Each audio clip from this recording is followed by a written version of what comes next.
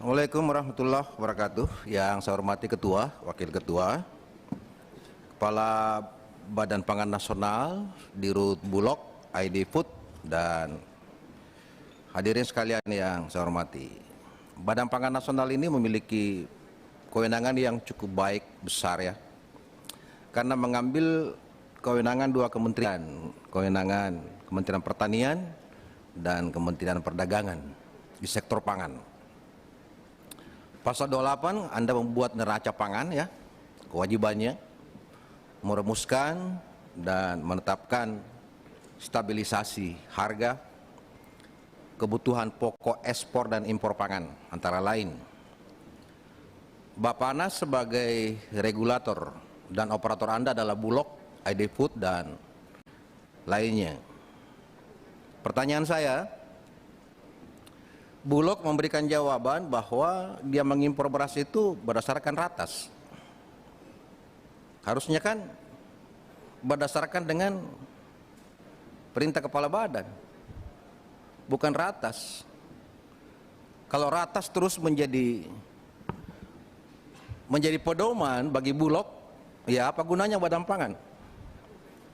Ya kan? Kan Badan Pangan baru Bulog operatornya. Iya. Selalu patuh pada ratas. Selanjutnya saya juga tanya kepada saudara, Bappenas, data apa yang saudara gunakan dalam menentukan neraca pangan? Khususnya beras. Kan seharusnya dari dasar neraca pangan baru kita menentukan surplus atau defisit. Kemudian Anda memerintahkan impor kalau emangnya defisit. Siapa yang diperintahkan, apakah itu Bulog atau ID Food atau siapa operator saudara?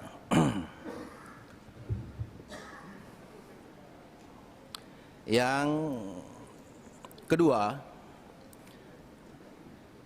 dalam keputusan Bappenas Anda menentukan harga penjualan di tingkat masyarakat. Dengan demikian Anda mengendalikan pasar. Indonesia ini kan pasar bebas. Ya, Anda melawan hukum demand and supply ya. Saya oke, saya tidak larang. Tapi pertanyaan saya, apa Anda mampu mengendalikan pasar? Kalau Anda menguasai produksi 60% ke atas, bisa saja Anda mengendalikan pasar. Anda menguasai pergudangan, Anda menguasai produksi, bisa Anda mengendalikan pasar. Tapi kalau hanya 10%, hanya Bulog, gudangnya Bulog yang Anda andalkan, di mana saudara bisa mengendalikan pasar? Tiba-tiba harga hujan panjang, produksi cabai tidak ada, maka cabai naik 50.000, ya tidak bisa Anda kendalikan. Jadi saya ingin tahu bagaimana caranya saudara mengendalikan pasar. Di tengah Anda tidak menguasai stok, Anda tidak menguasai produksi. Saya melihat yang masih menguasai stok adalah mafia pangan. Kehadiran Bappenas ini kami Komisi 4 sebenarnya mengharapkan adalah bagaimana saudara bisa berhadapan dengan mafia pangan itu. Anda kalahkan dia ya. Anda kalahkan dia, karena sekarang ini yang menguasai ya Pak Buas juga mengakui bahwa ada mafia pangan ya. Nah di sini peranan saudara Badan Pangan Nasional. Kalau di Komisi 4 ini ada Maria ya, bukan mafia ya ya. Atau kami memang ada di Komisi 4 ini mafia pangan? Ini juga kan perlu dipertanyakan. Ya. Jadi saya minta buat kebijakan, alokasikan anggaran yang memang bisa berhadapan apple to apple dengan mafia pangan. Dengan memanfaatkan ID Food, memanfaatkan Bulog dan lain sebagainya yang Anda kuasai, termasuk kebijakan pemerintah agar pangan ini petaninya tidak terus-terus miskin, tapi mafianya terus-terus kaya. Ini kan yang kita hadapi sekarang, bangsa sekarang ini. Petani kita miskin terus, tapi mafianya yang kaya.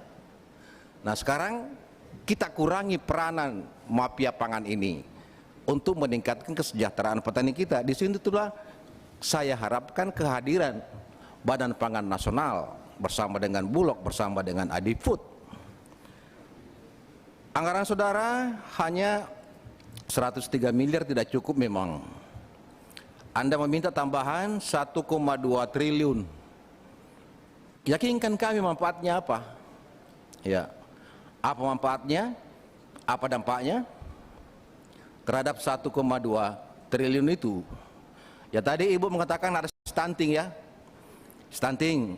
Ya, stunting itu juga bukan hanya persoalan gizi, persoalan genetik juga. Kalau bapaknya pendek, jangan harap anaknya tinggi, ya kan? Kalau bapaknya pendek, mana mau anaknya tinggi? Saya nggak setuju itu. Saya nggak setuju. Kok melihatnya Pak Herudin?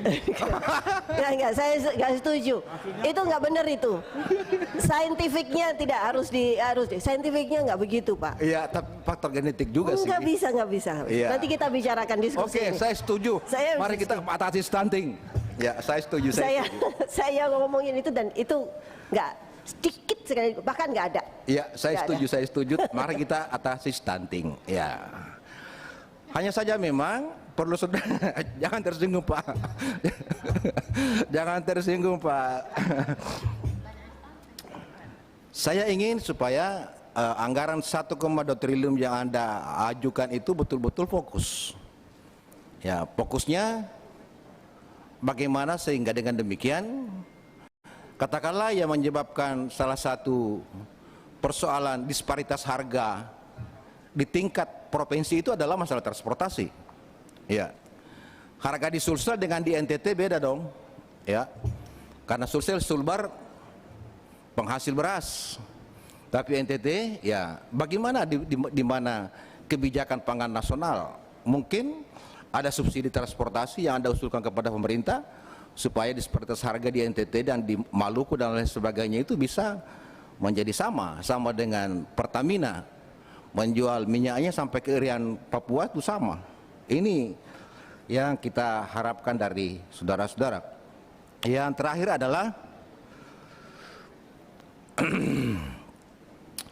yang terakhir saya minta kepada Badan Pangan Nasional supaya bisa mengontrol dengan baik seluruh perangkatnya, ya, seluruh operatornya, supaya dapat mendorong produksi mulai dari hulu sampai dengan hilir. Walaupun memang produksi itu tidak terlalu menjadi tugas saudara, tapi tadi dari Adifood sudah bikin ini, bikin itu. Saya kira itu yang paling penting, tapi jangan mengharapkan anggaran dari pemerintah, tapi Anda bisa mendorong itu supaya, tapi kebijakan pemerintah yang Anda andalkan. Dan paling terakhir, bagaimana saudara bisa bekerja sama dengan Komisi 4, Anda baik, kami baik. Terima kasih. Wallahul muwaffiq ila aqwamit thoriq. Wassalamualaikum warahmatullahi wabarakatuh.